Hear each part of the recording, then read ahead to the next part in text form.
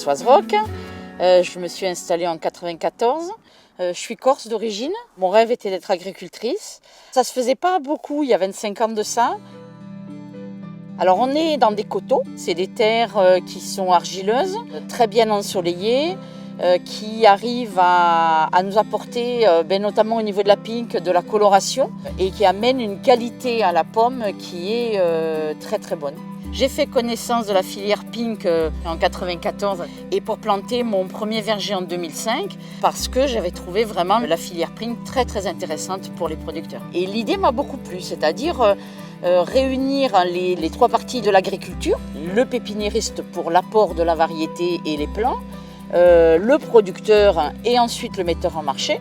Je trouvais que c'était très intéressant. Chacun écoute l'autre, chacun prend conscience de la problématique de l'autre et en tient compte dans le déroulement de la production. On se retrouve avec une filière qui vraiment prend conscience et donne au producteur une vraie valeur à son produit. Dans le monde agricole, aujourd'hui, on a énormément de pression. La pression économique qu'on a subie ces 30 dernières années est très violente. Pour moi, la filière pink a été vraiment un refuge pour réussir à m'en sortir économiquement sur ma ferme. Et le fait d'avoir intégré la filière Pink Lady permet d'avoir une force à tous ensemble, une force sur le marché. On met les moyens pour se faire connaître, donc de la publicité, des emballages, mais aussi un cahier des charges qu'il faut vraiment respecter dans un contexte agroécologique fort que l'on connaît en France aujourd'hui.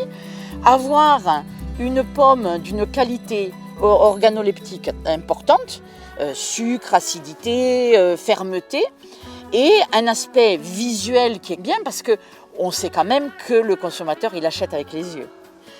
Notre métier, c'est de vivre au milieu de la nature, donc tout faire pour que cette nature soit préservée. Moi, l'idée, c'est que dans 10, 20, 30, 40 ans, elle existe encore et elle fasse autant plaisir.